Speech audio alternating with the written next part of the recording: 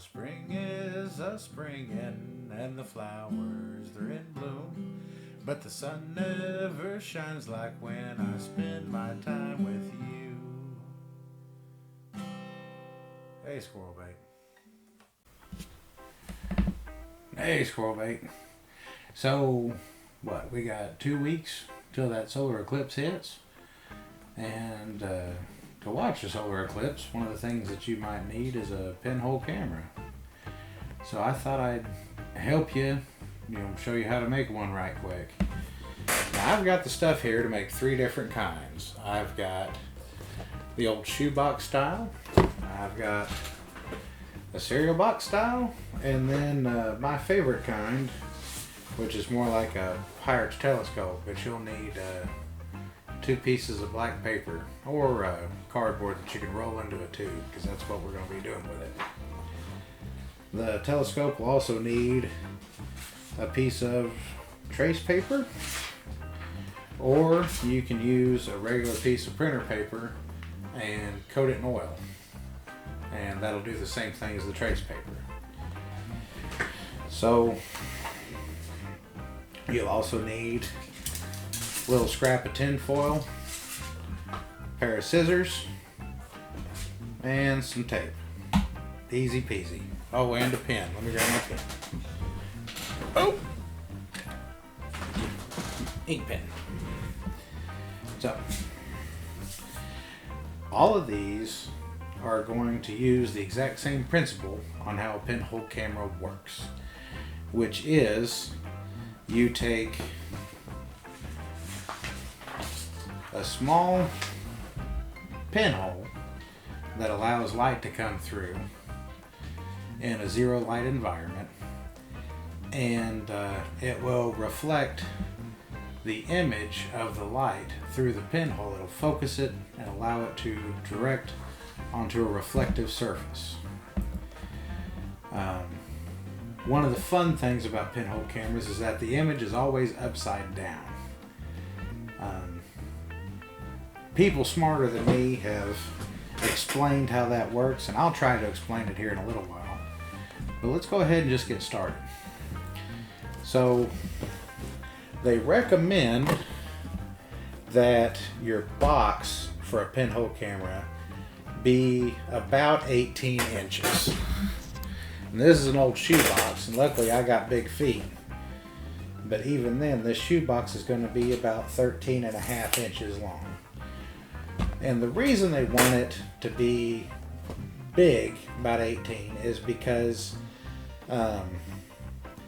the further your focal point is to your reflective surface, the larger the image will be.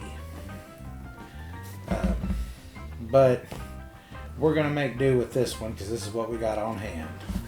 So the first thing you're wanting to do is clear all the trash out of it. Oh! And then, now you can use any kind of bigger box, Amazon box, shoe box, just whatever can come in handy. Next, we're going to pick which side we want our reflection to be on, and we're going to line that side with our white printer paper. So I'm going to just make a quick fold to mark how tall it is. And then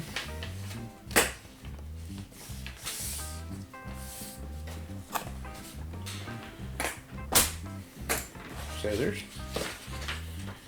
If you ain't got a pair of these scissors, I highly recommend it. They're tailor scissors, and they're made for cutting leather. They're not too terribly expensive. They run about $30 a pair. But I have cut pennies in half with these things. I recommend them. So now we should have paper to fit. Easy peasy. Now we're just going to secure it in place with our tape to make sure that it don't flippity flop around while we're running around trying to see what we're trying to see. The smoother and less wrinkled you can make it, the better off you are.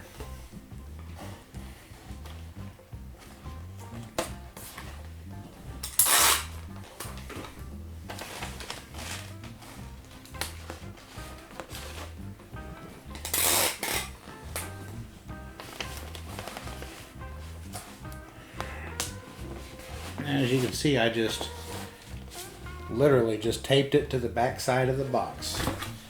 So now we need to determine which side we're going to make our view hole and which side we're going to make our pinhole. And so for that, all we really need to do is, again, take our scissors. We're going to pick on the opposite side of our white reflective paper. We're going to cut 2 squares. They don't have to be real big. Well, that one there just punched out, so that'll be easy. Matter of fact, that'll just work fine for our purposes. And then the other side, again, you just cut another square. It don't have to be absolutely perfect. It just has to be squarish shaped.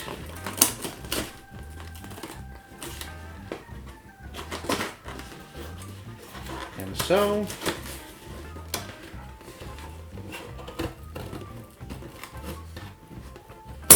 we're almost done.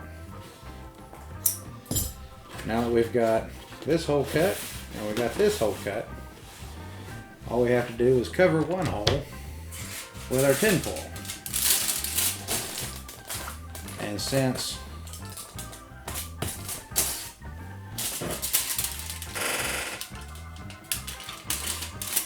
we made a nice square cut, all we do is just a nice square piece of tin foil. We're going to lay it over our square hole and then just tape it down. The reason we're using tin foil is because it lets no light through.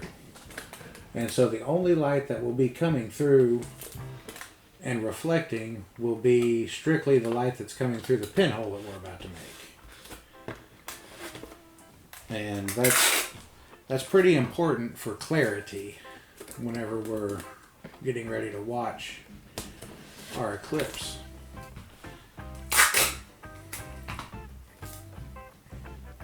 So I'm just taping it down on all sides so I ain't gotta worry about it moving. Now we find my ink pen and just find the center of your hole and just give it a little poke. That's all you need, is just the size of your ink pen. And this box is now done. You can decorate it. We probably will here in a little bit. But you can decorate it, you can do whatever you want to it, but that's really all you need. And so whenever you're ready to view your eclipse or whatever you want to look at, you will turn your back to the sun, aim your pinhole camera at the sun, and you will look into your peephole here, and the sun itself will reflect onto the reflection surface. Now, I struggled with these when I was younger, your age, because I always just thought that the circle that I was seeing was just whatever light was coming through the pinhole. But the science behind these are pretty amazing. It's sort of like light is an image. Like your eyes just pick up the reflections of light. So all the light you see is an image. And shadows are the absence of an image. Well, on a pinhole camera like this one that we just made, if you don't focus at the source of the light, you don't get an image. Like, it's just dark in the box. But if you can aim it directly at the source of the light, what you get is an image of the light source. And I'll try to explain that better here in a little bit. But for now, let's move on. So there's the old shoebox pinhole camera down. The second pinhole camera, I'll set this off to the side here, oof, is the cereal box pinhole camera. And it works off of the exact same principles. You'll just take your sheet of paper, which I just happen to have a scrap piece from my last one. You will secure it to the inside of your cereal box.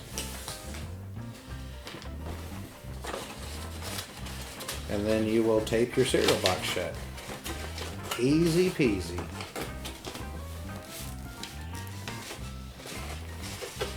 Well, maybe. I say that. There we go. So I'm just taping it to the inside of the flap there. Now I just taped it to the inside of the flap there, and now I'm going to take my scissors and I'm going to cut it to length without cutting the box, hopefully. So now, if all goes well and the creek don't rise,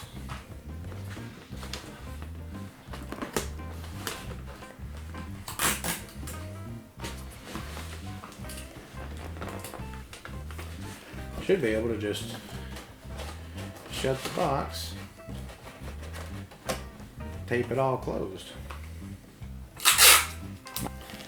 So now we just do the exact same thing we did to the other box. We just cut our view hole and we cut our pinhole, right? So now I'm going to take another piece of our tin foil.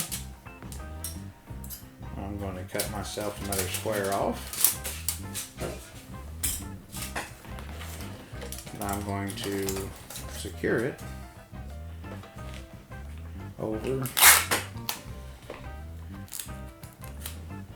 my viewport.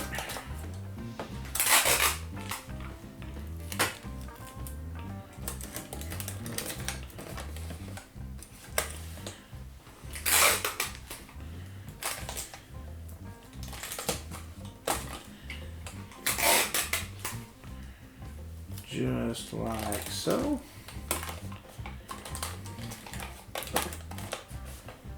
My ink pen, I'm going to stab a hole right there.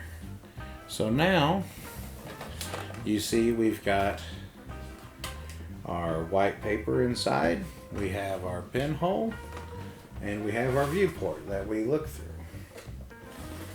So there's two, and these two share pretty much identical functionality ideas. Now the third one is a little more in depth. It's a little bit more difficult to obtain all the pieces for if you don't have them. But it's probably my favorite, to be wholly honest with you. And I should probably move the camera up and like zoom in, because this one requires some folding and rolling. Okay, so for this pinhole camera, you're going to take one piece of black construction paper and just roll it into a tube and secure it.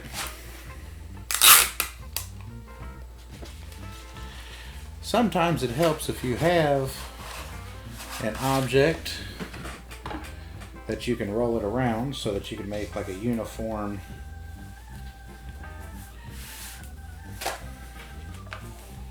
circle.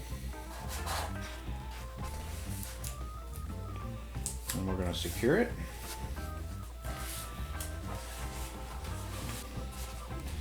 Just like that. So now we have a very simple black tube. And this is going to be the outside of our telescope. So then we will take our second And we're going to do the same with it. Now this tube will need to fit inside of the first tube. And so what we do is we'll roll it, and what I like to do, and slide it, if I can get it there, roll it, make sure it's all squared up, slide it inside the first tube, and then let it roll out and expand. So now we know that right there is the size that we need. So I'm going to tape it right there, and that'll hold her solid.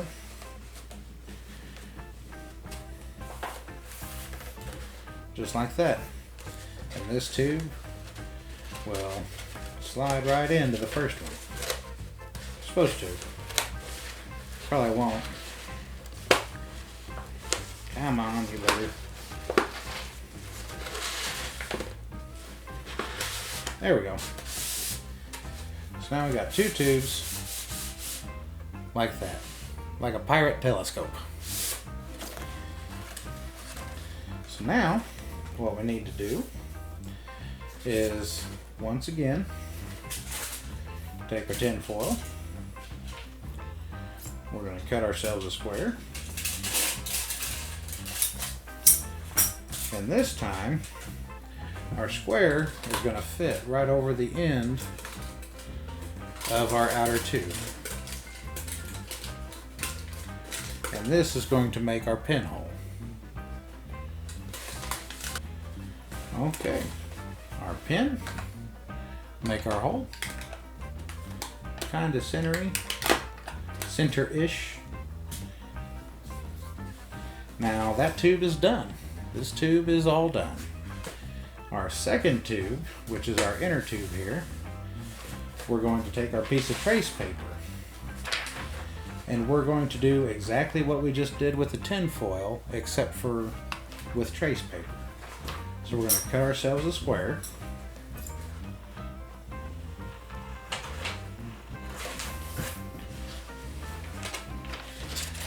And again, if you do not have trace paper, you can simply just use a regular piece of printer paper and put a little bit of oil on a paper towel and rub on it. But you need the paper to be fairly translucent where you can kind of see through it like this. But it also needs to be non-reflective there, so just like that. Not pretty, but hopefully functional. So then the one piece slides into the other. And now you have your pinhole telescope. So let's take them outside and see what we can do. Hey, squirrel bait. So we're out here in the yard. You can tell it's a beautiful sunny day, clear skies. And I'm going to kind of show you what you're going to see when you look through your pinhole cameras. And I'm going to show you what all three of them look like and kind of what to expect. So here we go. First thing we're going to do is our cereal box pinhole camera. So our pinhole and our viewing hole are on the same side. So what we need to do is face our backs. We need to face our backs towards the sun. And we're going to look inside the viewing hole here. And there's our sun. Now here's our shoebox pinhole. And the shoebox pinhole works on the exact same principle. So with our back to the sun, we can see the sun and the clouds shining on our back piece of paper there. I know it's a little out of focus. I wish my camera was better at this, but it's not. But that's a pretty darn clear image right there. I'm satisfied with that. But alright, so that is how the shoebox pinhole camera works. Rosie dog, what you doing? You being ornery? Now, as you would assume, the telescope pinhole camera requires that you look straight through it just like a telescope. And as you can see, well, let me try to adjust a little here. You focus it by pulling your tube in and out. So if we look through our camera, we can see an actual image of the trees and everything. But the cool part, see, there's my tree.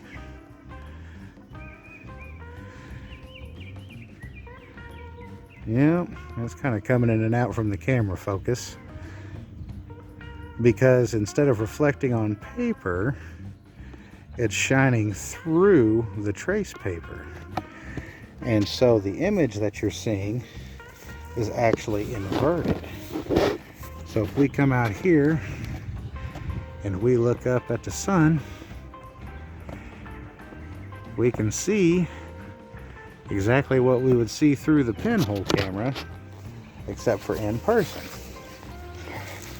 And that's the reason I like this one so much, is one, because it's directional, and two, it's sensitive enough that if you can adjust it right and you're not trying to look through a cell phone camera,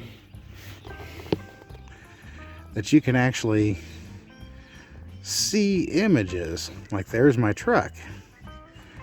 However, as you notice, all the images are inverted. And that, see, now we're getting out of focus. I'm pushing it in. You see how the image is getting smaller until it just becomes blurry white. And if we pull it out, we look back at the truck again. Looky there, you can see my truck. And the further away you get, the bigger the image gets and the more detailed the image becomes. I always thought that was really cool and a really good way to show you how light works. And all it is just two pieces of paper, some tin foil, and a little bit of tape. But anyway, squirrel bait. So let's go back inside and I'll try to explain to you how all this works. All right? All right, squirrel bait. So the way that a pinhole camera works is pretty neat. It takes light from our sun, and as the light comes towards an object, light is reflected from that object. And our pinhole acts as a focal point for light coming directly at the pinhole. And now light can come from the pinhole, or to the pinhole, from many different directions. And the reason that our image is inverted is because when the light comes through the pinhole, it is reflected in the exact same direction that it enters the pinhole. So light from the top of the tree coming down into the pinhole will continue down, and the top of the tree will appear to be at the bottom, whereas the light that is reflected from the bottom of the tree has to go up to enter the pinhole, and it will reflect at the top of our image. And the light that is in the middle will reflect directly in the middle. And so when you're looking at your pinhole camera image, your image will be directly inverted because of the direction in which the light enters the pinhole. But squirrel bait, this is just a really fun project, and I hope that you get out there and do it. I'm sure that there's some better videos out there, but I just wanted to put one out in case you didn't find one. And go out there and experience some science, experience the glory of nature, and see something that doesn't get to happen very often. But I hope you have fun with it. I hope you enjoy it. And I love you, Squirrel Bait, and I'm proud of you. And I hope that you have a wonderful day. Bye.